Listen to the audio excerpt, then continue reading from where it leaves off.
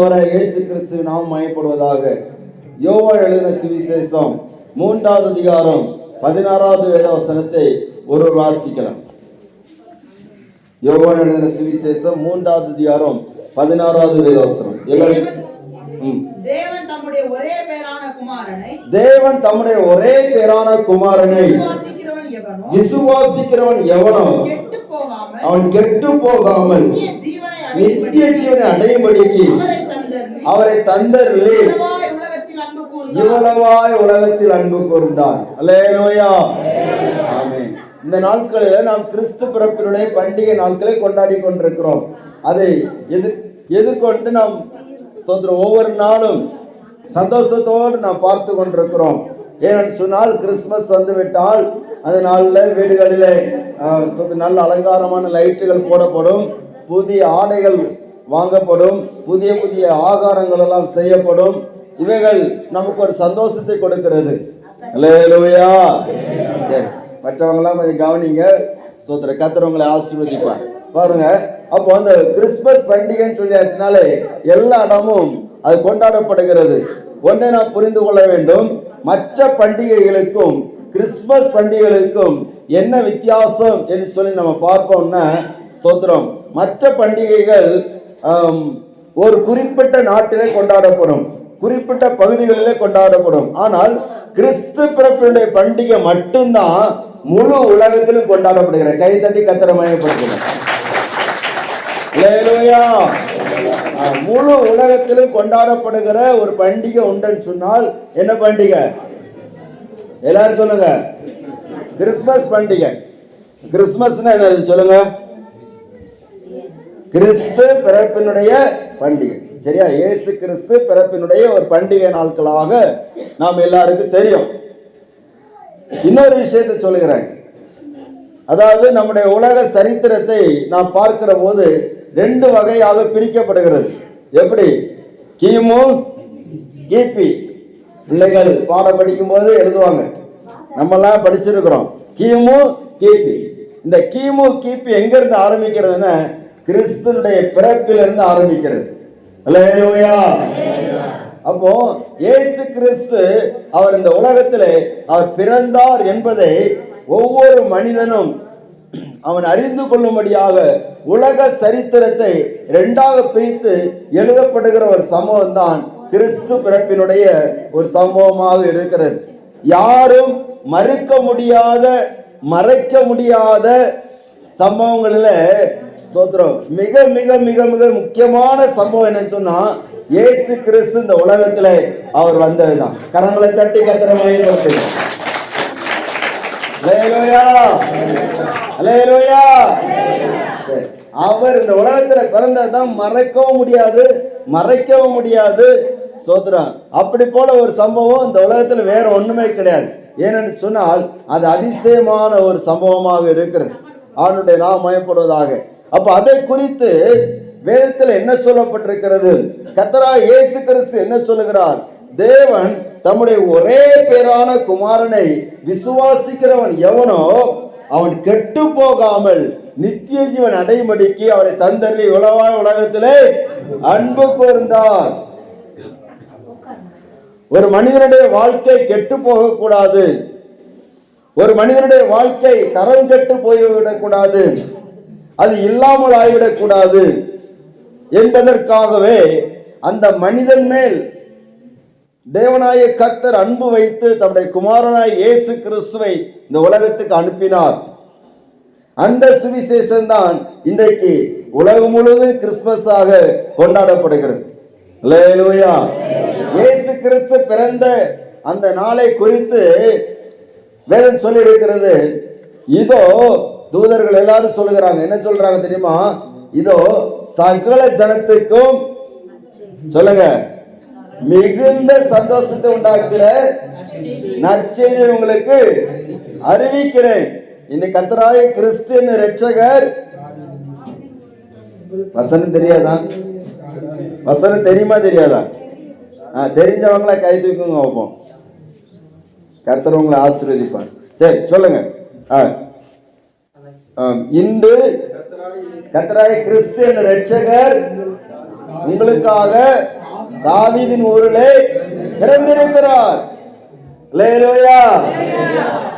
அவர் பிறந்திருக்கிறார் என்கிற செய்தி பூமியில் வெளிப்பட்ட போது, அவர் பிறந்திருக்கிறார் என்கிற அந்த செய்தி அந்த பூமியில சம்பவித்த போது பரலோகமே ஆர்ப்பரித்தது.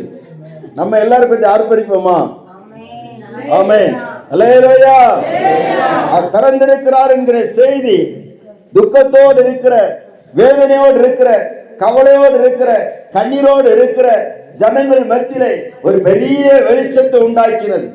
அந்த பெரிய வெளிச்சத்தை உண்டாக்கினது மட்டுமல்ல, அவங்க கவலைகளெல்லாம் மாறி சந்தோஷமாக அந்த தேவகுமாரனை ஆர்ப்பரித்து மகிமைப்படுத்தினார்கள். பரலோகம் அவரை மகிமைப்படுத்துகிறது. அல்லேலூயா. தூதர்கள் எல்லாரும் சந்தோஷமா ஆர்ப்பரிக்கிறார்கள். ஏனென்று சொன்னால் மனுக்குல கெட்டு போக கூடாது என்று சொல்லி ஒருவர் இந்த மனுஷர் மத்தியில இறங்கி வந்திருக்கிறார். அவர்தான் இரட்சகராய் இயேசு. அல்லேலூயா. கையை தட்டுங்க பாப்போம். அல்லேலூயா. அந்த இரட்சகராய் இயேசு அவர் உங்களுடைய வாழ்க்கையில வெளிப்படுகிற போது உங்க வாழ்க்கையில் உள்ள நிறைய விஷயங்கள், முழு காரியமும் அவர் டோட்டலாக எல்லாவற்றையும் மாற்றி விடுவார். கண்ணீர்கள் மாறிவிடும், கவலைகள் மாறிவிடும். ஸ்தோத்திரம். நம்முடைய வாழ்க்கையில் இருந்த அதுவரையில் இருந்த இருளின் காரியங்கள் மாறிவிடும். எந்த பிசாசுடைய கட்டுகள் இருந்தாலும் அது எல்லாவற்றையும் கர்த்தர் இயேசுடைய வல்லமை மாற்றிவிடும். அல்லேலூயா. இயேசுங்கிற பெயரை சொன்னாலே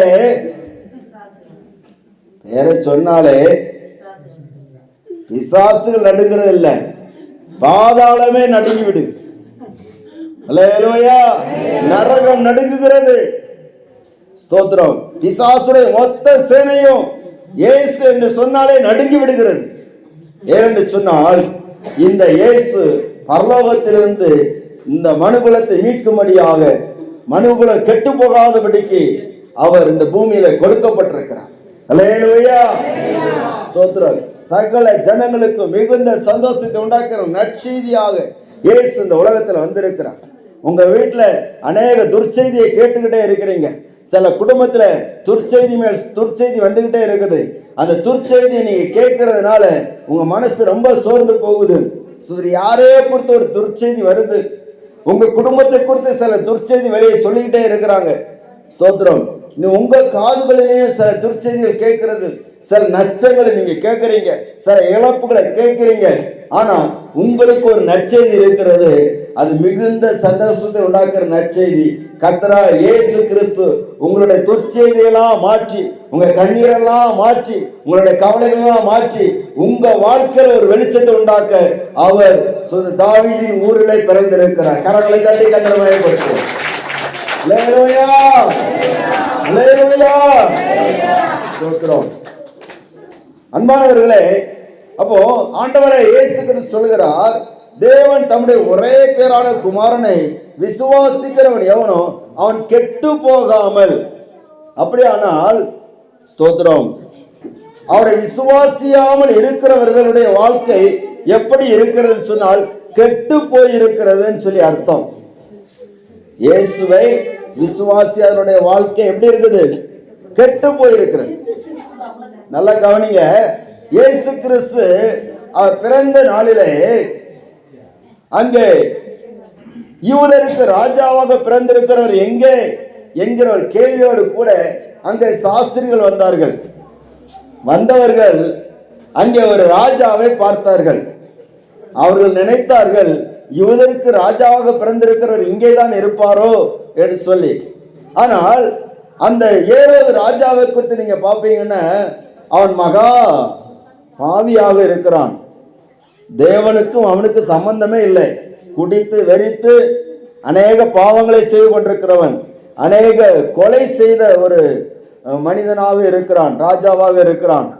அப்படிப்பட்ட அவனுடைய வாழ்க்கை கெட்டு போய் இருக்கிறது.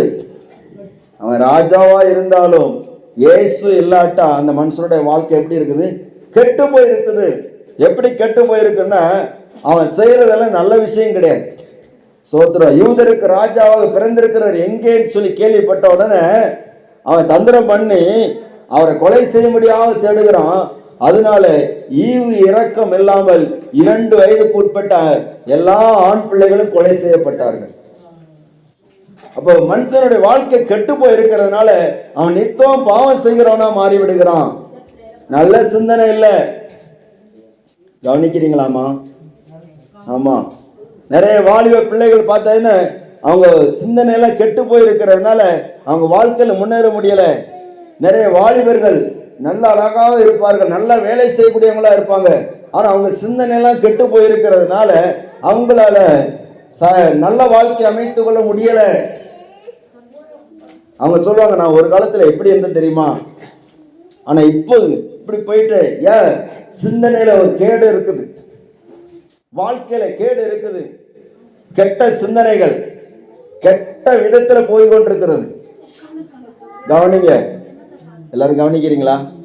அப்போ அந்த மனுஷன் கெட்டு போக கூடாது. யாராவது நம்ம பிள்ளைகள் கெட்டு போன்னு சொல்லி விரும்புவோமா? விரும்ப மாட்டோம்.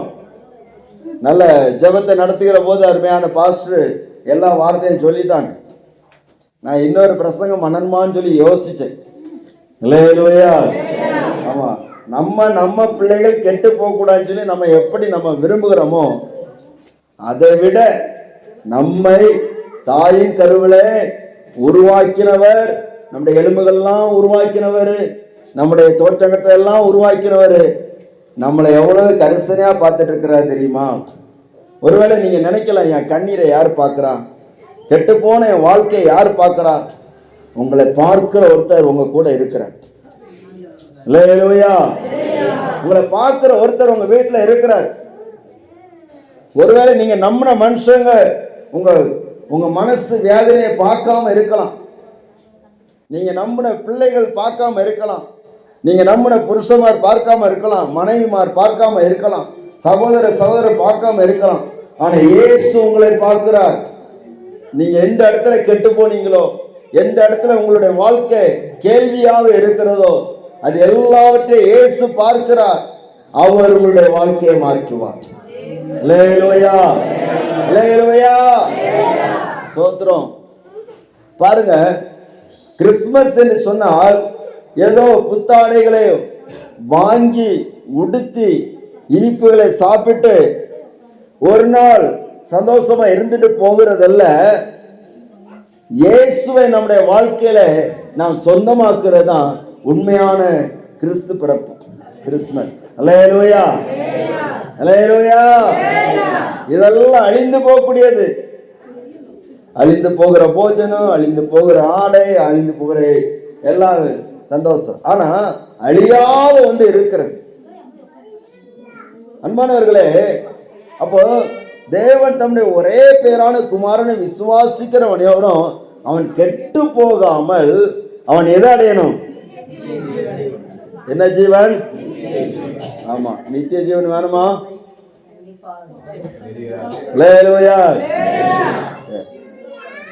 அப்ப ஆண்டவருடைய வசனம் அவன் கெட்டு போகாமல் சொன்னா எதை குறிப்பிட்டு சொல்லப்பட்டிருக்கிறது? கவனிங்கம்மா, உங்களுக்கு நல்ல ஆசீர்வாதமான வார்த்தையை சொல்லணும் தான் நானும் ரொம்ப பிரயாசப்பட்டேன். ஆனா நிறைய ஆசீர்வாதமான வார்த்தையில நீங்க கேட்டது மாதிரி எனக்கு தெரியுது. அதனால அதையும் தாண்டி ஒன்று இன்னும் பிரயோஜனமான ஒரு வார்த்தையை சொல்ல முடியாதான் என் மனசுல ஏவப்பட்டேன். அந்த வார்த்தையே பாஸ்டர் ஜெபத்தில் 2-3 தடவை சொல்லிட்டே இருந்தாங்க. அப்போ அந்த வார்த்தை எனக்கு உறுதிப்பட்டுச்சு, இது எல்லாருக்கும் தேவையான வார்த்தை. சரியா? அப்போ கெட்டு போகாமல் நித்திய ஜீவன் அடையணும் என்று சொல்லப்பட்டிருக்கிறது. மனிதனுடைய வாழ்க்கையினுடைய முடிவு 2 பகுதி இருக்குது. ஒன்று நித்திய நரகம், இன்னொன்று நித்திய ஜீவன். ஒன்று என்னது சொல்லுங்கம்மா? ஒன்று நித்திய நரகம், இன்னொன்று நித்திய ஜீவன். சரியா? சரி, நம்ம வாழ்வதற்கு ஜீவன் ரொம்ப முக்கியம். நம்ம உயிர் வாழறதுக்கு, இந்த உலகத்துல வாழறதுக்கு நம்முடைய உயிர் நமக்கு ரொம்ப முக்கியம். அது ஜீவன் சொல்லப்பட்டிருக்கிறது. இந்த ஜீவன் இந்த உடல்ல இருந்தாதான் இந்த உடல் வாழும், இந்த உணர்வுகள் எல்லாம் வாழும். சரிதானே? சோத்ரம். இந்த ஜீவன் நம்ம உடம்புல இருந்தாதான் அம்மான்னு சொல்லுவாங்க, பாட்டின்னு சொல்லுவாங்க, மாமான்னு சொல்லுவாங்க, மாமா அடுத்தால என்னது தாத்தான்னு சொல்லுவாங்க, அப்பான்னு சொல்லுவாங்க. இந்த ஜீவன் போயிட்டுன்னா உறவெல்லாம் வராது. அதுக்கு வேற ஒரு பேர் வச்சுப்பாங்க, அது நீங்க பிறகு சொல்லிக்கிடுங்க. அல்லேலூயா, அல்லேலூயா. சரி, அப்ப இந்த உடல் வாழ்வதற்கு ஜீவன் எவ்வளவு அவசியமோ, நாம் நித்திய காலமா வாழ்வதற்கு இன்னொரு ஜீவன் நமக்கு தேவைப்படுகிறது. அதுதான் என்ன ஜீவன்? நித்திய ஜீவன். என்ன ஜீவன்? நித்திய ஜீவன். அப்ப நித்திய ஜீவன் சொல்லி ஒண்ணு இருக்குன்னா அநித்திய ஜீவன் ஒன்று இருக்கிறது. புரியுதா உங்களுக்கு? நித்தியம் சொன்னா அது முடிவில்லாத ஜீவன், அநித்திய ஜீவன் சொன்னா முடிவுள்ள ஜீவன். அதுதான் நான் இந்த உலகத்துல நான் பார்க்கிற, உலகத்துல வாழ்ந்து மறிக்கிற சரீர மரணம், உடலுடைய மரணம். சரியா? சரி, இதுக்கு பிற்பாடு நம்முடைய ஆத்மா கெட்டு போகக்கூடாது. நாம் எதை நம்ம கெட்டு போகாமல் நித்திய ஜீவனை பெற்றுக்கொள்ள வேண்டும் என்பதற்காகவே இயேசு ஜீவனை கொடுத்தார். இயேசுடைய ஜீவன்ல அவர் இந்த உலகத்துல வாழ்ந்த நாட்கள் அவர் எப்படி இருந்தாருன்னா பாவம் இல்லாமல் வாழ்ந்தார். எப்படி வாழ்ந்தாரு? இயேசுடைய பிறப்பு பாவம் கிடையாது. அவர் வளர்ந்தது வாழ்ந்தது பாவமே இல்லாமல் வாழ்ந்தார். சரியா? அந்த இயேசு கிறிஸ்து பாவம் இல்லாதவராக வாழ்ந்து பாவமில்லாதவராக பாடுபட்டு சிலுவையிலே மரித்து அடக்கம் பண்ணப்பட்டு 3ஆம் நாளில உயிரோடு எழும்பினார். விசுவாசிக்கிறீங்களா? அல்லேலூயா.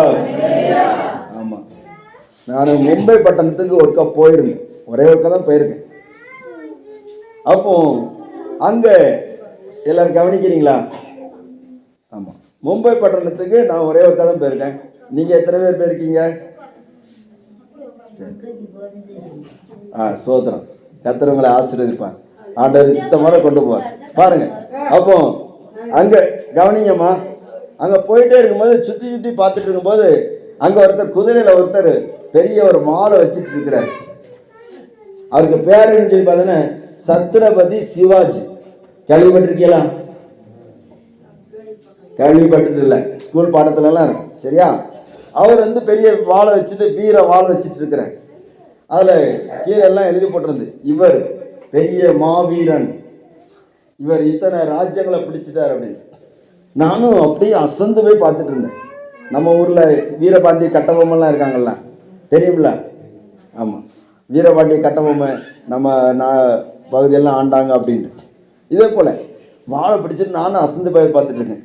அப்போ ஆண்டவர் உள்ள இருந்து பேசுறாரு, இவன் தன்னுடைய ராஜ்யத்தை விரிவாக்குவதற்காக என்ன பண்ணான்னா நிறைய பேருடைய ரத்தத்தை சிந்தினான். உண்மைதானங்க? ஆமா, ஒரு ராஜா தன்னுடைய ராஜ்யத்தை ஆளணும்னா நிறைய பேருடைய ரத்தத்தை சிந்தி இருக்கிறான்.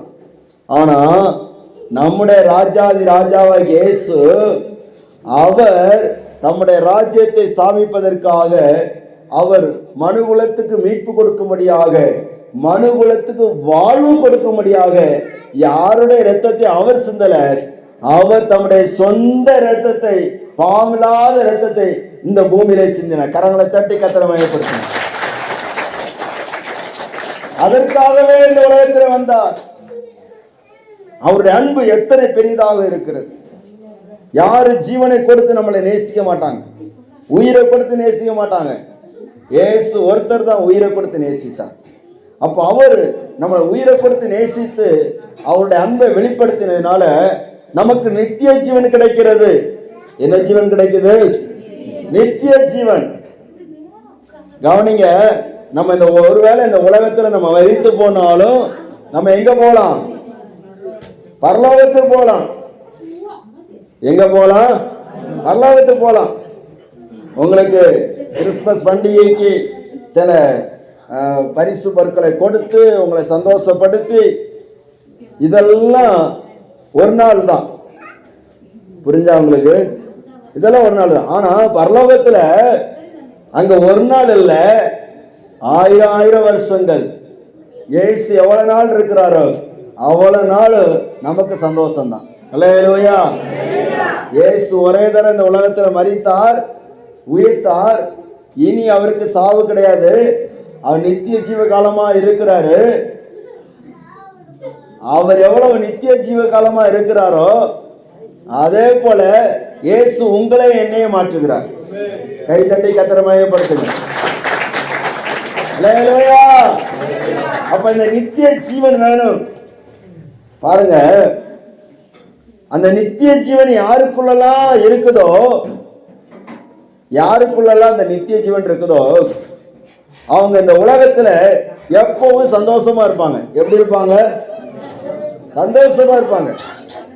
இங்க எத்தனை பேர் சந்தோஷமா இருக்கீங்க? ஆமா, சோதரன். ஆண்டவர் உங்களை ஆசீர்வதிப்பார். சந்தோஷமா இருப்பாங்க. உலகத்துல எவ்வளவு போராட்டம் வந்தாலும் எவ்வளவு பாடு வந்தாலும் அது அவங்களுக்கு பெருசா தெரியாது. எப்படி இருப்பாங்கன்னா, கிறிஸ்து எனக்கு ஜீவன், சாவு எனக்கு ஆதாயம் அப்படின்னு இருப்பாங்க. அந்த சந்தோஷத்தை கெடுக்க இந்த உலகத்துல யாராலும் முடியவே முடியாது. சரி, கவனிங்கம்மா. அப்ப அந்த நித்திய ஜீவன் நமக்குள்ள வேணும்னு அவர் கொடுத்துட்டாரு. அவர் கொடுத்துட்டாரு. சரியா? அவர் அன்பு கூர்ந்து நித்திய ஜீவனை நமக்காக இந்த பூமியில தந்து விட்டார். அப்ப நம்ம அதை எப்படி நம்ம பெற்றுக்கொள்ளது? எல்லாத்துக்கும் ஒரு வழி இருக்குல்ல. அல்லேலூயா. கவர்மெண்ட் அம்மாமார்களுக்கெல்லாம் மாசம் ஒன்று பண்றாங்க. என்னது? 1000 ரூபா. அப்படிதானங்க? அதுக்கு சில ரூல்ஸ் எல்லாம் போட்டிருக்காங்க. கார் இருக்கக்கூடாது, பிளேன் இருக்கக்கூடாது, ட்ரெயின் இருக்கக்கூடாது. அடுத்தானே? உங்களுக்கெல்லாம் பிளேன் இருக்குதா? இல்லை. காரும் இல்லை. நல்லதுதான். பைக்கு கூட கிடையாது எங்களுக்கு. அதானே சொல்ல வரீங்க? இன்னும் சொல்ல போன சைக்கிள் கூட கிடையாதுங்க அப்படின்னு நீங்க சொல்றீங்க. எனக்கு காதுல கேட்குது. சரி, ஆண்டவர் உங்களை ஆசீர்வதிப்பார். சரி, இருந்துட்டு போட்டு பாருங்க. அப்போ இவ்வளவு ரூல்ஸ் போடுறாங்க. அப்படிதானே? அது இருக்கக்கூடாது, இது இருக்கக்கூடாது, ரூல்ஸ் போடுறாங்க. அந்த ரூல்ஸ் எல்லாம் போட்டு ஃபார்ம் எல்லாம் ஃபில்அப் பண்ணி அங்க கொண்டு கொடுத்து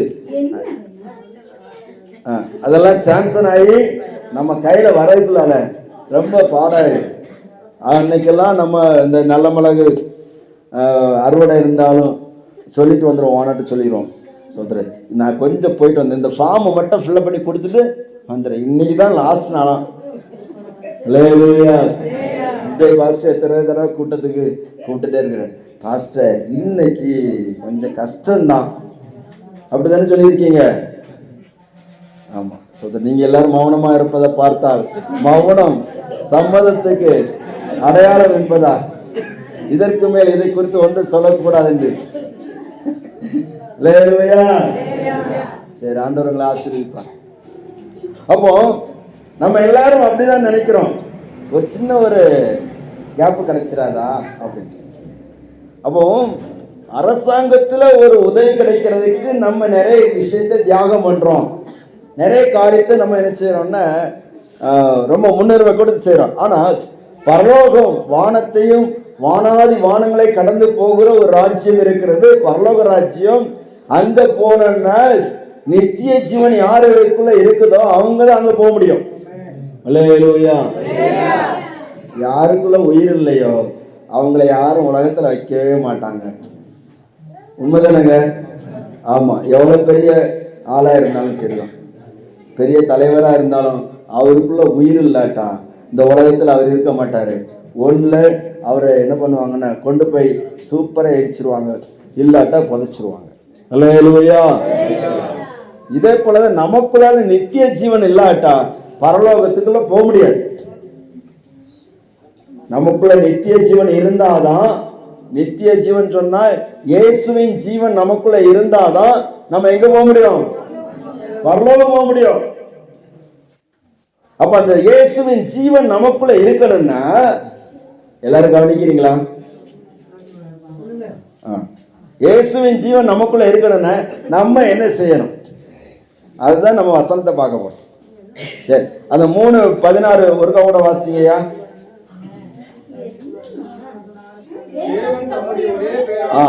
தேவன் தம்முடைய ஒரே பேரான குமாரனை விசுவாசிக்கிறவன் எவனோ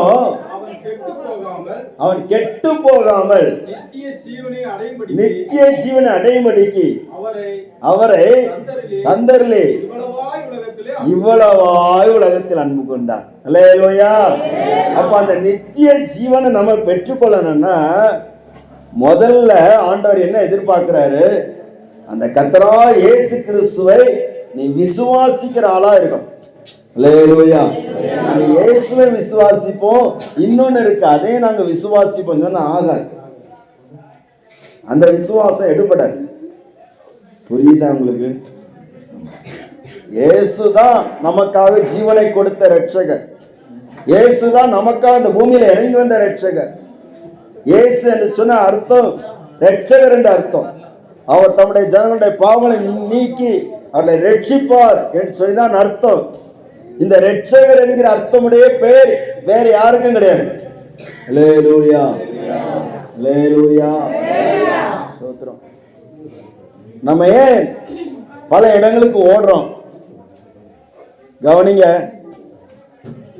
இந்த நம்ம ஊர்ல உங்க இந்த பக்கத்துல ஓடி போவாங்க, காவடியெல்லாம் தூக்கிட்டு ஓடுவாங்க. எதுக்கு தெரியுமா? எதுக்கு ஓடுறாங்க? ஆமா, நமக்கு ஒரு விமோச்சனம் கிடைக்காதான் அதை நம்பி போறாங்க. ஆனா அவங்களுக்கு அது கிடைக்கல, அந்த விடுதலை கிடைக்கல. ஆனா இயேசு நமக்காக கல்வாரியை சிலுவையை தூக்கி கொண்டு அவர் எருசலேம் வீதியை அவர் நடந்தார். அல்லேலூயா. மற்றதெல்லாம் என்ன சொல்லுங்க, உனக்கு விமோச்சனம் கிடைக்கணும்னா நீ ஒன்னு தூக்கிட்டு என் மேல நான் இருக்கிற இடத்துக்கு வான்னு சொல்லிட்டு பல அலங்கோலமாக போகிறாங்க, கால் நடந்து போறாங்க. இயேசு கால் நடந்து நீ வான்னு சொல்லல, பல மைல் தூரம் நீ நடந்து வான்னு சொல்லல.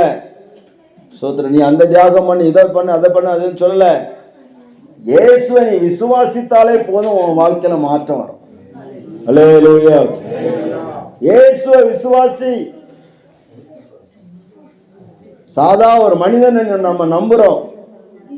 ஒரு பஸ், இங்க இருந்து பஸ் ஏறி நம்ம கீழே போறோம், திண்டுக்கல் போறோம், வத்தலை கொண்டு போறோம், அடுத்த ஒட்டஞ்சத்திரம் போறோம், அப்படி சுத்தி சுத்தி போறோம். யாராவது பஸ் ஏறி இருந்துட்டு டிரைவரை பார்த்து, ஐயா உங்கள்கிட்ட லைசன்ஸ் இருக்குதான்னு சொல்லி யாராவது கேட்டிருக்கோமா? அதுதான் அம்மா கரெக்டா சொல்றாங்க. நம்ம எப்படி போவோம்னா, சரி இந்த மனுஷன் லைசன்ஸ் கட்டாயம் இருக்கும், இந்த மனுஷன் மலையில கட்டாயம் வண்டி ஓட்டி பழக்கம் இருக்கும், அப்படிதானம்மா? எல்லாரும் கவனிக்கிறீங்களா? நம்ம அப்படி பழக்கம் இருக்கும் அப்படின்னு முழு நம்பிக்கையோட தான் நினைச்சிடும். அது மட்டும் இல்ல, அந்த பஸ்ஸே நம்ம நம்புறோம், இந்த பஸ்ல எல்லா பார்ட்ஸும் நல்லா தான் இருக்கும். ஆனா அது பிரேக் டவுன் ஆகி பாதி வழியில நிக்கிறது வரதான் தெரியும். அடுத்தானே பட்டை முறிஞ்சு பாதி வழியில நிக்கிறது தெரியும். அப்போ அந்த பஸ்ஸே நம்புறோம், பஸ் டிரைவரே நம்புறோம், நம்பி போறோம், தப்பு கிடையாது. இதே போலத்தான் நம்ம ஆராதிக்கிற ஆண்டவர், ஸ்தோத்திரம், அவரும் நம்மை எங்க கொண்டு போய் சேர்க்கணுமோ சரியாக கொண்டு போய் சேர்ப்பார். அவரை நாம் விசுவாசிக்க வேண்டும். அல்லேலூயா, அல்லேலூயா. இவர் என்னுடைய இரட்சகர், இவர் என்னுடைய என் வாழ்க்கையை மாற்ற வந்த தெய்வம். எதோ நம்பிட்டோமே, இந்த இயேசுவை நம்பி பாருங்க, இயேசுவை விசுவாசிங்க, உங்க வாழ்க்கை மாறும். நாங்க இயேசுவை விசுவாசித்தனால எங்க வாழ்க்கை மாறி இருக்குது. யாரும் சொல்லி அல்ல, கட்டாயப்படுத்தி அல்ல. ஸ்தோத்திரம். இயேசுவை விசுவாசித்தோம். இயேசு வியாதியிலிருந்து சுகம் தருகிறார். பாருங்க, பைபிள்ல நீங்க பாப்பீங்கன்னா, ஒரு பாவியான ஸ்திரீ, அவளை பார்க்கிறவங்க எல்லாம் என்னன்னு சொன்னாங்கன்னா, இவ பாவி, இவ பாவி, இவ பாவி. பாவம் செய்தா சின்ன பின்ன பாவின்னு சொல்லாம தியாகின்னு சொல்லுவாங்க, அப்படிதானே? பாவின்னு சொன்னாங்க. ஆனா இவளுக்கு வாழ்க்கையில ஒரு நம்பிக்கையும் இல்லை. அவ என்ன நினைச்சாரு, நான் பாவியா இருக்கிறேன், இனி இந்த சமுதாயம் என்னை ஏற்றுக்கொள்ளாது, இந்த உலகத்துல எனக்கு நிம்மதியா வாழ முடியாது என்று சொல்லி அந்த அம்மா ரொம்ப கஷ்டப்பட்ட நேரத்துல அவள் என்ன பண்ணுனான்னா, இயேசு எங்க இருக்கிறாரோ அங்க தேடி வந்து அவருடைய பாதத்துல தன்னுடைய கண்ணீரை ஊற்றுகிறார். அல்லேலூயா. தலைமையினால் துடைக்கிறான், பரிமள தைலத்தை ஊற்றி அவள் பூசுகிறார். அவருடைய வாழ்க்கை மாறிவிடுகிறது. இயேசு சொன்னார், ஸ்திரீயே உன் விசுவாசம் உன்னை ரட்சித்தது என்று சொல்கிறார். அல்லேலூயா. விசுவாசம் உன்னை ரட்சித்தது. ஒருவேளை சில பாவங்கள் உங்களை அறியாம வந்திருக்கலாம், சில நிம்மதிக்கு கேடான விஷயங்கள் உங்க வாழ்க்கையில இருக்கலாம். கவனிக்கிறீங்களாமா? சிலர் சொல்லுவாங்க, நானே என் தலையில மண்ணள்ளி போட்டுட்டேன். நிறைய பேர் அனுபவப்பட்டாங்களாம் சொல்றீங்க. ஸ்தோத்திரம். ஆண்டவர் உங்களோட பேசிட்டு இருக்கிறார். நானே என் தலையில மண்ணள்ளி போட்டுட்டேன், நானே என் வாழ்க்கையை கெடுத்துட்டேன், நானே எனக்கு உழவை வைத்து விட்டேன், நானே என் பிள்ளையுடைய வாழ்க்கையை கெட்டு போக காரணமாயிட்டேன். ஸ்தோத்திரம். இப்படியெல்லாம் சொல்றது தெரியுமா? நம்ம இயேசுவை விசுவாசித்தால் எதெல்லாம் கெட்டு போச்சோ அது எல்லாத்தையும் இயேசு சரி செய்வார். அல்லேலூயா. அல்லேலூயா. அவரை விசுவாசிக்கிறவன் கெட்டே போக மாட்டான். ஸ்தோத்திரம். கவனிக்கிறீங்களா? இன்னொரு 10 நிமிஷம் எல்லாரும் இருக்கலாம்ல? அப்ப அவரை விசுவாசித்தா அவன் கெட்டு போக மாட்டான், அவனுக்கு நித்திய ஜீவன் கிடைக்கும். இரண்டாவது, யாருக்கு நித்திய ஜீவன் கிடைக்கும் சொன்னா, அவனுடைய இரத்தத்தினால் கழுவப்பட்டவன், அல்லேலூயா, பரிசுத்தமாக்கப்பட்டவன். இந்த பரிசுத்தம் யாருக்கு எங்க கிடைக்கும்? இயேசு நமக்காக, நம்முடைய பரிசுத்தத்துக்காகவே அவருடைய பரிசுத்த இரத்தத்தை செய்தார், இந்த பூமியை சிந்தினார். அப்ப நம்முடைய பாவங்களை அறிக்கையிட்டு நாம் இரக்கத்தை பெற்றுக்கொள்ள வேண்டும். சொல்லியிருக்கிற, தன் பாவங்களை மறைக்கிறவன் வாழ்வடைய மாட்டான், அறிக்கை செய்து விட்டு விடுகிறவனோ இரக்கம் பெறுவான். ஸ்தோத்திரம். எல்லாரும் கவனிக்கிறீங்களா? அப்ப நம்ம பாவங்களை அறிக்கையிட்டு, இயேசுவே என் பாவங்களை மன்னியும், என்னை குணமாக்கும், என் வாழ்க்கையை மாற்றுன்னு சொல்லி நம்ம கேட்கிற போது நம்முடைய வாழ்க்கையில நித்திய ஜீவன் கிடைக்கும். அவர் நம்முடைய மரணத்தை நீக்கி, ஸ்தோத்திரம், நம்முடைய வாழ்க்கையில நித்திய ஜீவனை தருவார். ஒரு சம்பவத்தை சொல்ல விரும்புகிறேன், கவனிங்க. என்னை ஆண்டவருக்குள்ள நடத்தின ஒரு தேவ மனுஷன், அவருடைய வாழ்க்கையில போராட்டமாக இருந்தது, ஒரே பிரச்சனை. இவர் ஆண்டவரத்தில் கேட்டார், கர்த்தாவே, நான் ரட்சிக்கப்பட்டு இத்தனை வருஷம் ஆகிறது ஆண்டவரே, ஆனால் என்னுடைய வாழ்க்கையில ஒரு விடுதலை வரவில்லை. ஏனென்று சொன்னால், வீடு கட்டியிருக்கிறாங்க, ஆனால் வீடு கீழே இருப்பு இருந்திருக்கிறது. அப்படின்னு அர்த்தம் தெரியுமா உங்களுக்கு? தெரியல. கீழே அந்த செவரெல்லாம் கீழே தாண்டி கீழல் விழுந்து, தெரியுதா உங்களுக்கு? சரி. ஏன்னா சில வார்த்தைகள் உங்களுக்கு வேறுபாடாக இருக்கும். அது சரியில்லாமல் இருக்கிறது. மேலே கூரை போட்டிருக்கிறாங்க, கூரையோட கூரையெல்லாம் உள்ளால விழுந்து கிடக்கிறது. மழை பெய்தாச்சுன்னா அத்தனை தண்ணீரும் உள்ளே வரும். அதனால இவருக்கு 3 பெண் பிள்ளைகள், 3 பிள்ளைகளை வைத்து ரொம்ப கஷ்டத்தோடு இருக்கிறார். அப்போ நாங்கள் எங்களுடைய தொழிலுக்காக வைத்திருந்த தார்ப்பா எடுத்து அவங்களுக்கு கொடுத்த உடனே அவங்க அதை வைத்து அந்த ஒழுக்க தங்களை காத்து கொண்டார்கள். அப்போ ஒரு தடவை மிகுந்த ஒரு வேதனையோடு கூட அவர் ஜெபம் பண்ற, ஆண்டவரே, என் வாழ்க்கையில ஏன் இவ்வளவு கஷ்டம்? நான் உம்மை நம்பி இருக்கிறேன், உம்மை நம்பின பிற்பாடு எனக்கு இவ்வளவு போராட்டமா அப்படின்னு. அப்ப கர்த்தர் அவருக்கு ஒரு காரியத்தை கற்றுக் கொடுத்தாராம்.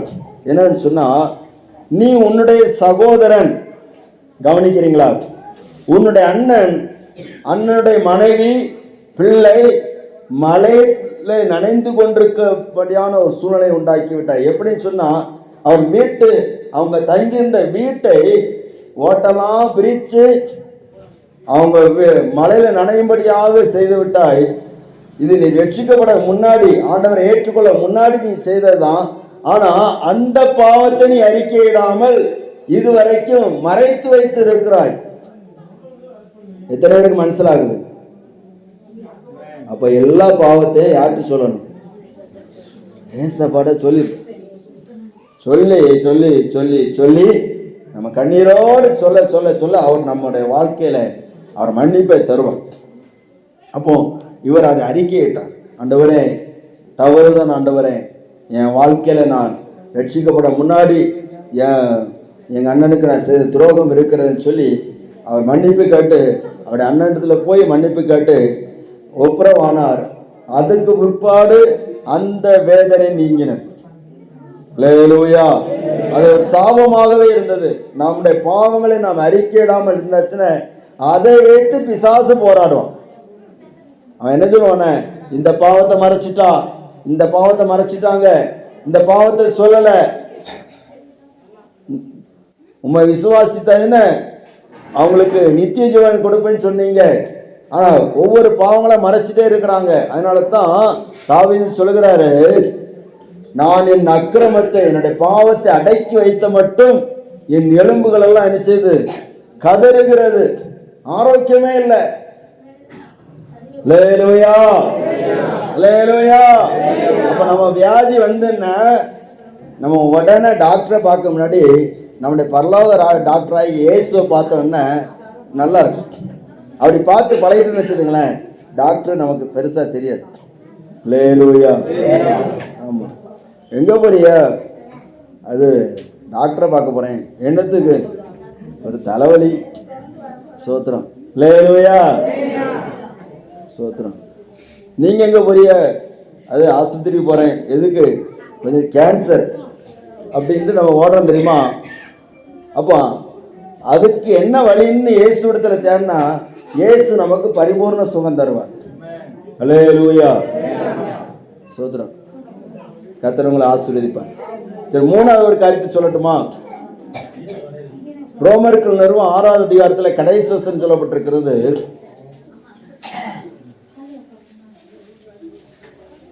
வாசிங்க, ரோமர் 6 கடைசி வசனம் 22, 23 வாசிங்க.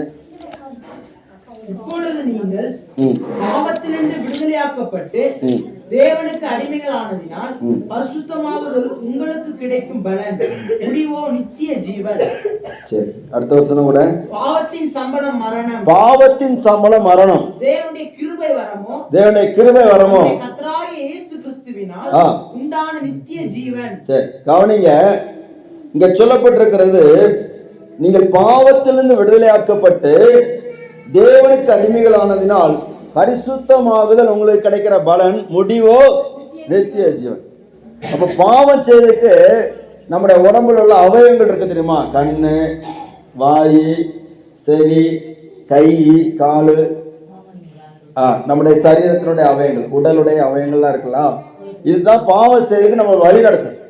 அப்போ கர்த்தராகிய இயேசு கிறிஸ்துடைய நித்திய ஜீவனை பெற்றுக்கொள்வதற்கு நம்ம என்ன செய்யணும்னா, இந்த பாவம் செய்கிற இந்த அவயவங்களை கிறிஸ்துவிடத்துல ஒப்பு கொடுத்தணும், அடிமையாக ஒப்பு கொடுத்தணும். ஆண்டவரே, நான் இனி நான் அல்ல, எனக்குள்ள இயேசு, நான் அல்ல, எனக்குள்ள இயேசு. முதல்ல இயேசுவை விசுவாசிக்கணும், நமக்கு நித்திய ஜீவன். இரண்டாவது, இயேசுவினால் நாம் பரிசுத்தமாக்கப்பட வேண்டும், அப்பொழுது நமக்கு நித்திய ஜீவன். மூணாவது, நம்முடைய அவயவங்களை இயேசுவிடத்துல கொடுக்கணும். அல்லேலூயா. ஆண்டவரே, இந்த கையினாலதான் எத்தனை பேர் அடிச்சிருக்கிறேன், இனி இந்த கை யாரை அடிக்க கூடாது, நான் இந்த கை உமக்கு தான் சொந்தம் சொல்லலாமா? இங்க பாக்குற பார்த்தாச்சுன்னா சொல்றோம். அல்லேலூயா. கோவத்துல பார்த்த மாதிரி பார்க்க மாட்டேன்னு நினைக்கேன். யாரும் கோவத்துல பார்க்கல, இல்ல கர்த்தர் உங்களை ஆசீர்வதிப்பார். நம்ம கோவத்துல பார்க்கறதே பாவம், அது தெரியுமா? அப்ப அந்த பார்வை கூட ஆண்டவரை ஒப்பு கொடுத்தணும். ஆண்டவரே, நான் யாரையும் கோபமா பார்க்க மாட்டேன், முறைச்சு பார்க்க மாட்டேன். ஆண்டவரே, இந்த வாயினால எத்தனை வார்த்தை, கெட்ட வார்த்தை பேசியிருக்க. ஆண்டவரே, இனி கெட்ட வார்த்தை பேச மாட்டேன். இந்த வாயில என்ன வார்த்தை பேசுவேன், நல்ல வார்த்தை பேசுவேன், உமக்கு ஸ்தோத்திர வார்த்தை பேசுவேன், உம்மை மகிமைப்படுத்துகிற வார்த்தை பேசுவேன். யாரே காயப்படுத்த முடியாது பேச மாட்டேன். ஏன்னா இந்த வாய் உமக்கு சொந்தமா மாறணும். இயேசுக்கு அடிமையா ஒப்பு கொடுத்துருங்க. ஏன்னா இந்த வாயினால நம்ம நிறைய பாவம் செய்யறோம். திடீர்னு கோபத்துல திட்டிறோம், பிள்ளைகளை சாபம் போட்டுறோம், பிள்ளைகள் சொல் வார்த்தை கேட்காட்டா சாபம் போட்டோம், நல்லாவே இருக்க மாட்டேன் அப்படி சொல்றோமா இல்லையா? புரியுதா நான் சொல்கிறது? ஏதாவது ஒன்று சொல்லணும். புரிஞ்சுன்னா புரிஞ்சு சொல்லணும், இல்லைன்னு சொல்லணும். என்ன? ஆமாம், ஸ்தோத்திரம். ஏதாவது வார்த்தைகள் மாற்றங்கள் இருக்கலாம். ஆமாம், அப்படிதான் திட்டுறாங்க. அப்போ நம்ம ஏசப்பாக்கு நம்ம வாயை கொடுத்துட்டோம்னா நம்ம அப்படி திட்ட மாட்டோம். எப்படி தானே திட்டுவோம்? நீ நல்லா இருப்பாங்க, அந்த பிள்ளை நல்லா இருக்குங்க. பெற்றவங்க வாயிலிருந்து நீ நல்லா இருப்பேன்னு சொல்லி ஒரு வார்த்தை வந்துன்னு அதே போல ஆசீர்வாதம் வேற ஒன்றும் கிடையாது. தெரியுமா உங்களுக்கு? அல்லேலூயா. அப்ப நம்மளுடைய அவயங்களை அவருக்கு கொடுத்துரும். ஆண்டவரே நான் பேசல, ஆண்டவரே நீ பேச, ஆண்டவரே நான் பேசல, ஆண்டவரே நீங்க பேசுங்க. நம்ம பேசுனா நிறைய பிரச்சனைகள் உண்டாயிருக்குது. ஆனா நம்முடைய அவயங்களை நம்ம வாயை அவருக்கு கொடுத்துட்டோன்னா அவர் பேசுவாரு.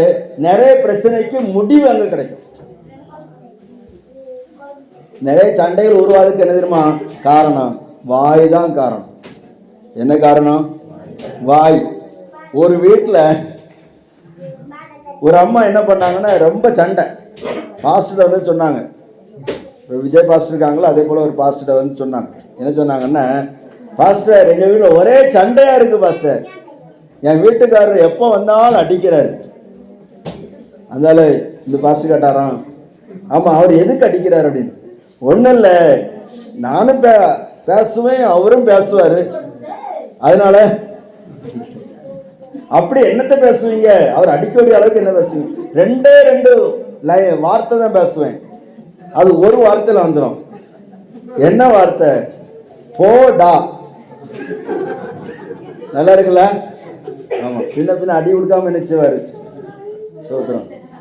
வாய் தான் பிரச்சனை நிறைய வீட்டில். சோத்திரம். சில நேரத்தில் பேசாதீங்கன்னு சொன்னால் கேட்க மாட்டாங்க, பேசிட்டே இருப்பாங்க. இந்த வாய் இயேசுவுக்கு கொடுத்து பாருங்க பார்ப்போம். அந்த வாய் இயேசுவை துதிக்க ஆரம்பிக்கும். துதிக்க உங்கள் குடும்பத்தில் உள்ள பியாய்க்கு கட்டு எல்லாம் போயிடும். அல்லேலூயா. ஆசீர்வாதமா மாறிடுவீங்க. இந்த கண்ணை இயேசுவுக்கு கொடுத்து பாருங்க, செல்போன் நோண்ட மாட்டீங்க. நோண்டினாலும் வசனத்தை பார்ப்பீங்க, பாட்டு பாடுவீங்க, அதான் செய்வீங்க. இந்த கண்ணை இயேசுவை கொடுக்காட்ட தேவையில்லாதெல்லாம் இந்த செல்போன்ல வரும். அல்லேலூயா. எதெல்லாம் பார்க்கக்கூடாதோ அதெல்லாம் செல்போன்ல வரும். அதை பார்த்து நம்மளும் கெட்டு. சோத்திரம். அல்லேலூயா. சில பிள்ளை நைட்டு ஃபுல்லாக சேட்டு பண்ணிட்டு கிடக்காங்க. அடுத்தனமா வாட்ஸ்அப்பு ஃபேஸ்புக்கு நமக்கு அதெல்லாம் தெரியாது. சரி, இப்படி சேட்டு பண்ணிட்டு கிடக்காங்க. கண்ணு நிறைய பிரச்சனை. அதனால சோத்திரம், கண்ணே தெரியாமல் ஆயிடுது. அல்லேலூயா. இந்த கண்ணு இயேசுவை பார்க்கிற கண்ணா மாறணும். இந்த வாய் இயேசுவை பேசுகிற வாயா மாறணும். இந்த செவி தேவையில்லாததெல்லாம் கேட்கிற செவியா இருக்கக்கூடாது, இயேசுவின் சத்தத்தை கேட்கிற செவியாக இருக்கணும். அந்த நித்திய ஜீவனை நம்ம பெற்றுக்கொள்ளணும். அல்லேலூயா. நம்மளை இயேசு கொடுத்துட்டோன்னே இயேசு நம்மளை அப்படியே மறுரூபமாக்கிடுவார். நம்மளை எப்படி மாற்றுவார்னா அவரை மாதிரி மாற்றிடுவார். யார மாதிரி? நம்ம எவ்வளோ கலராக இருக்கிறோன்னு பிரச்சனை இல்லை. சிலர் நம்ம கலரை பார்த்து நீ எல்லாம் உனக்கெல்லாம் ஒரு கலரா அப்படிம்பாங்க, நீ எல்லாம் பெரிய அழகா அப்படின்லாம் சொல்லிட்டு நம்மளை ஏளனமாக பேசுவாங்க. இயேசுவுக்கு அதெல்லாம் பிரச்சனை இல்லை. அவர் நமக்குள்ள வந்தாலே அழகுதான். உங்களுக்கு சந்தோஷமே இல்லை. அல்லேலூயா. இயேசு நமக்குள்ள வந்தாலே அழகுதான். சோத்திரம். நம்ம அவயங்கள் அவருடைய அவயமா மாறிட்டாலே அழகுதான். நம்ம பேசின அழகு, பார்த்த அழகு, கேட்ட அழகு, நடந்த அழகு. சோத்திரம். நம்மளை தேடி 10 பேர் வருவாங்க. நீ இதை நல்ல வார்த்தையில சொல்றியாம, நீ நல்ல ஜெபம் பண்றியாம, எனக்கு 4 செபம் பண்ணு அப்படின்ட்டு வருவாங்க. சோத்திரம். கெட்ட வார்த்தை பேசுனீங்கன்னா ஒருத்தரும் வரமாட்டாங்க. அல்லேலூயா. சோத்திரம். அருமையான தெய்வ பிள்ளைகளே, அருமையான சகோதரிகளே, தாய்மார்களே, தகப்பன்மார்களே, உங்களுக்கு அன்பாக கேட்டுக்கொள்கிறேன். நம்ம எல்லாரும் நித்திய ஜீவனை பெற்றுக்கொள்ளணும். நம்ம இந்த உலகத்தின் வாழ்க்கையோடு நம்முடைய வாழ்க்கை முடிஞ்சிடக்கூடாது. நம்முடைய வாழ்க்கை இதோடு முடிஞ்சிட்டு சொன்னால் நம்ம இயேசுவை தேடி வந்ததுக்கு ஒரு புரோஜனம் இல்லாமல் ஆயிரும். இயேசு நமக்காக ஜீவனை கொடுத்ததுக்கு ஒரு புரோஜனம் இல்லாமல் ஆயிரும். இயேசு உங்களை என்னையும் பரலோக ராஜ்யத்துக்கு கொண்டு போகும்படியாக, நமக்குள்ள ஒரு நித்திய ஜீவனை உருவாக்கும்படியாகத்தான் வந்திருக்கிறார். அந்த ஜீவனை நம்ம பெற்றுக்கொள்ளணும்னு நம்ம அவரை விசுவாசிக்கணும். முதலாவது அல்லேலூயா. 2வது அவருடைய இரத்தத்தினால் மீட்கப்படணும், பரிசுத்தமாக்கப்படணும். 3வது நம்முடைய அவயங்களை அவருக்கு கொடுக்கணும். கடைசியாக ஒரு காரியத்தை மட்டும் சொல்கிறேன். வேத வாக்கியங்களை ஆராய்ந்து பாருங்கள் என்று சொல்லுங்க. வேத வாக்கியங்கள் ஆராய்ந்து பாருங்கள் என்று சொல்லப்பட்டிருக்கிறது. அவைகளால் உங்களுக்கு நித்திய ஜீவன் என்று எண்ணுகிறீர்களே, அவைகள் என்னை குறித்து சாட்சி கொடுக்கிறவைகளா இருக்கிறது. அப்போ இந்த வேத வாக்கியங்களை நம்ம ஆராய்ந்து பார்க்கணும். அல்லேலூயா. நான் இயேசுவை விசுவாசிக்கிறேன், அது போதாதா? இயேசு ரத்தத்தினால் கழுவப்பட்டிருக்கு, அது காணாதா? என்னையே இயேசு கொடுத்துட காணாதா? இன்னொன்று இருக்குது, நம்ம இயேசுக்குள்ள ஒவ்வொரு நாளும் வளரணும்னு சொன்னா, நித்திய ஜீவன்ல நம்ம ஒவ்வொரு நாளும் பெருகணும் சொன்னா, அதை காத்து கொள்ளணும்னா இந்த வசனங்கிற இந்த வார்த்தை நமக்குள்ள இருந்தாதான் நித்திய ஜீவனை காத்துக்கொள்ள முடியும். அல்லேலூயா. அதுக்கு தான் இந்த சபையை திறந்து வச்சிருக்கிறாங்க. வாரம் வாரம் வரணும். கிறிஸ்துமஸுக்கு கூப்பிட்டாச்சுன்னா வந்துருவோம், பிரச்சனை இல்லை. ஏதாவது கூட்டம் வச்சாங்கன்னா நாங்கள் டான் வந்துருவோம். அல்லேலூயா. ஏதாவது கூட்டம் வச்சா மட்டும் வருவோம்னு சொல்றவங்க மட்டும் ஒரு அழியிலுங்க போவோம். நீங்க சொல்லண்டா, பிறகு சொல்லிடுங்க. நான் போன பிறகு நீங்க சொல்லிடுங்க, சரியா? சரி. நித்திய ஜீவன் எனக்கு வேணும். அந்த நித்திய ஜீவன் இந்த வசனத்தின் மூலம் கிடைக்குது, அதனால நான் வருவேன்னு சொல்றவங்க மட்டும் ஒரு அழிலுங்க போவோம். தெரியாம கேட்டேன். சோதரன் அப்படின்னு எல்லாரும் கை தூக்கி இருக்கணும்ல. சரி பாருங்க, இந்த வசனம் ஏதோ கிறிஸ்தவங்க பைபிள் வசனத்தை சொல்லதுக்கு வந்திருக்காங்க அப்படின்னு நினைக்க கூடாது. உங்களுக்கு நித்திய ஜீவனை கொடுக்கிற வசனத்தை தான் சொல்ல வந்திருக்கிறோம், சரியா? சோத்திரம்.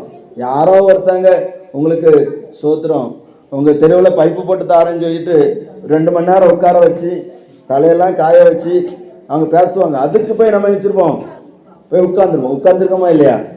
ஆமாம், ஒரு பேப்பரில் மனுவை எழுதி வச்சுட்டு ஐயா இதை நிறைவேற்றிட்டாங்க சொல்கிறோம்.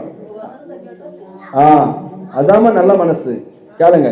ஆனால் நம்ம ஆண்டவர் சொல்கிறாரு, நான் உனக்கு நித்திய ஜீவனை தர போகிறேன், அதுக்குள்ள வசனம் இதில் இருக்குது, கேட்கறதுக்கு ஓடிவான்னு சொல்கிறாரு. அப்போ வாரம் வாரம் வந்துடணும். அல்லேலூயா. கொஞ்சம் கஷ்டம்தான், கொஞ்சம் கஷ்டம்தான். ஏன் உங்களை தேடி அவர் வராரு? அதுதான் கவனிங்க. ஏன் உங்களை தேடி அவர் வராருன்னா எப்படியா உங்களுக்கு நித்திய ஜீவன் கிடைக்கணும்னு. இதே போல நீங்களும் தேடி வரணும். அல்லேலூயா. பாருங்க, இயேசுவோடு கொஞ்சம் சீசர்கள் இருந்தாங்க. இதை மட்டும் சொல்லிட்டு முடிச்சிருவோமா? கொஞ்சம் சீசர்கள் இருந்தாங்க. அப்போ அந்த இயேசுவோட இந்த சீசர்கள் எல்லாரும் இயேசு உபதேசம் பண்ணிட்டே இருந்தார். கேட்க கேட்க கொஞ்சம் பேருக்கு கொஞ்சம் கஷ்டமா போச்சு. உடனே இவர் எப்போ இதான் பேசிட்டே இருக்கிறாரு அப்படின்ட்டு முன்னாடி வந்தவங்கலாம் அற்புதம் வாங்கினவங்க சாப்பிட்டவங்க எல்லாரும் என்ன பண்ணாங்கன்னு கொஞ்சம் பேக் அடிச்சாங்க. 12 பேர் மட்டும் மிச்சம். எத்தனை பேர் மிச்சம்? அப்போ அவங்கள பார்த்து இயேசு கேட்டாரு, நீங்களும் போய்விட மனதா இருக்கிறீங்களோ? சோத்திரம். அப்போ பேதுருன்னு சொல்லி ஒருத்தர் சொன்னாரு, ஆண்டவரே யார் சோத்திரம் சிக்னல் வந்தாச்சு, நாங்கள் யார் இடத்துல போவோம் ஆண்டவரே? நித்திய ஜீவ வசனங்கள் உம்மிடத்தில் தான் உண்டு. நித்திய ஜீவ வார்த்தைகள் இதில் தான் இருக்குது. இந்த ஜீவ வார்த்தை உங்களுக்குள்ள வர வர ஸ்தோத்திரம் இது சாகாதுங்க. அல்லேலூயா. இந்த வசனம் சாகாது. எத்தனை பேருக்கு பைபிள் இருக்குது? பைபிள் இருக்கா இல்லையா? பைபிள் இல்லாதவங்க பைபிள் வாங்கிருங்க, டெய்லி பைபிள் வாசிங்க. ஆமா, படிக்க தெரியாதவங்க டிவியில பைபிள் வசனம் வர அதை கேளுங்க, எஃப்எம்ல வருது கேளுங்க, டிவி இருக்குல்ல எல்லாத்தையும், டிவியில் கிறிஸ்தவ சேனல் வருது அதை கேட்கலாம். எல்லாத்தையும் இப்போ செல்ஃபோன் இருக்குது, யூடியூப்ல வசனம் கேட்கலாம், இங்கே வந்து வசனம் கேட்கலாம். நீங்கள் படிக்க தெரியாதுன்னு சொல்கிறவங்க இங்கே வந்து கூட வசனம் கேட்கலாம். சோதரம். இல்லாட்டா விஜய் பாஸ்டர் உங்களை வீட்டுக்கு கூப்பிட்டு, இல்லாட்டா உங்களுக்கு எந்த பாஸ்டர் இருக்காங்களோ அவங்கள கூப்பிட்டு நீங்கள் வசனம் சொல்லுங்கன்னு சொல்லி சொல்லலாம். அல்லேலூயா. இப்போ ஜெபம் பண்ணுவோமா எல்லாரும்? எல்லாரும் கொஞ்சம் முழங்கால் போட முடியுமா? இல்லாட்ட எழுந்து நிற்கலாமா? முடிஞ்சவங்க முழங்கால் போடுங்க, முடியாதவங்க எழுந்து நில்லுங்க.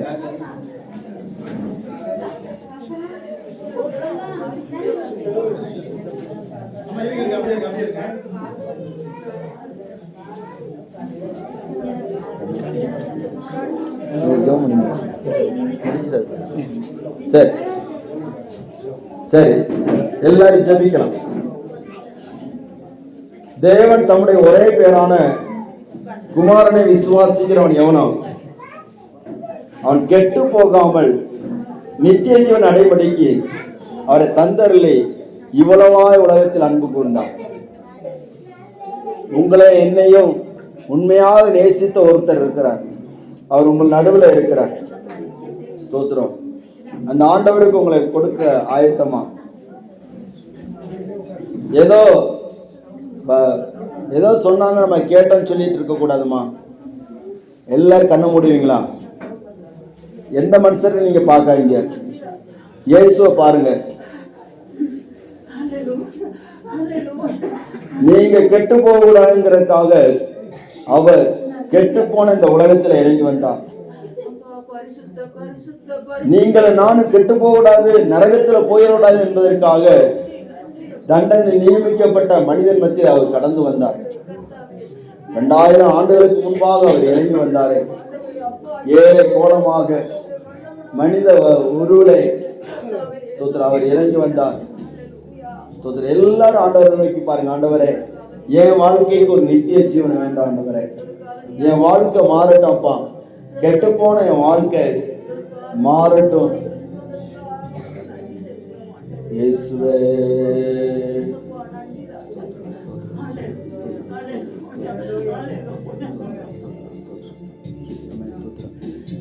நம்ம எல்லாரும் ஜெபிக்கிற அந்த நேரத்துல பாஸ்டர் பால்ராஜ் அவங்க வந்து ஜெபம் பண்ணுவாங்க.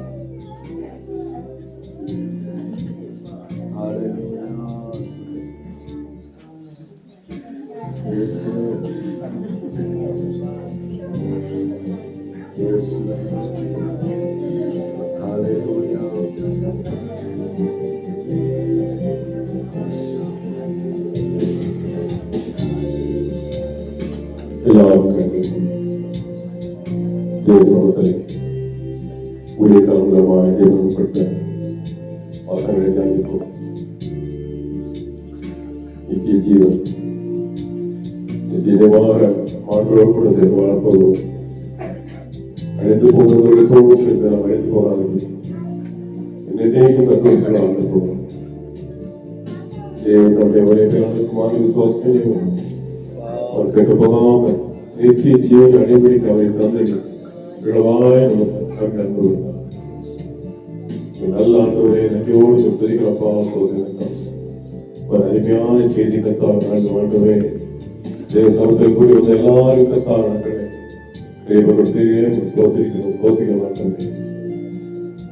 ஜீவனை சுவாசித்து இயேசு கிறிஸ்துவினால் கத்தால் பாவங்கள் மன்னிக்கப்பட்டு வைக்கப்பட்டு அந்தாலும் மனம் திரும்பி ஆண்டவரே சத்தியத்தை கீழ்ப்படுத்து உமக்காக வாழ்ந்து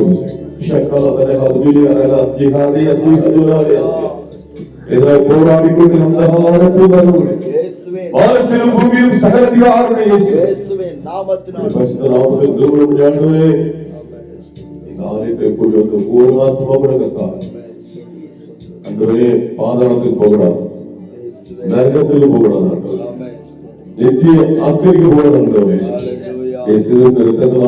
எல்லாரும் கட்சித்து சித்திச்சலை கொடுத்து எல்லாரும் மனப்பூர்வமாய் கீழ்ப்படுது முகமாக உங்க மகிமையான கிருபை செய்யுங்க, பரிசுத்தமான கிருபை செய்யுங்க, பாவமில்லாத வாழ்க்கை வாழ கிருபை செய்யுங்க.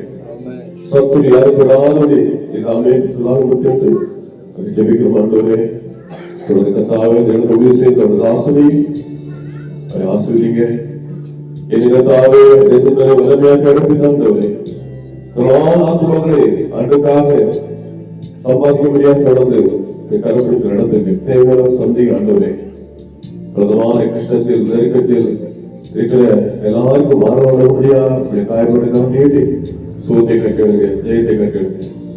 சோதரம் சோதரம் சோதரம் சோதரம் சோதரம் ஒட்டுமொத்த வரிகள் ஆயத்தப்படுத்துங்க, ஆயத்தோடு வாழ்க்கை காசூர் ஆண்டவரே இந்த இடத்துல தாவே வந்து ஆண்டவர் உறுதி செய்யபடியாக நம்முடைய காமிய கருப்பத்தை கிருப்பிக்கான ஸ்தோத்திரம். அவருடைய குடும்பத்தை ஆஸ்வதிங்க, ஆஸ்வதிங்க, மந்திரிகள் எல்லாரும் ஆஸ்வதிங்க.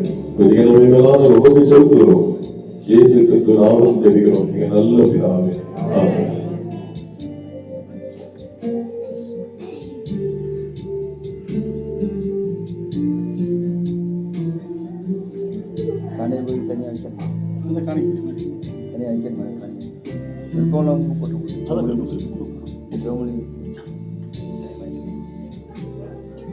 சரி. சின்னதாக ஒரு காணிக்கை பார்த்து விருப்பம் உள்ளவங்க நீங்கள் முன்னாடி வந்து காணிக்கை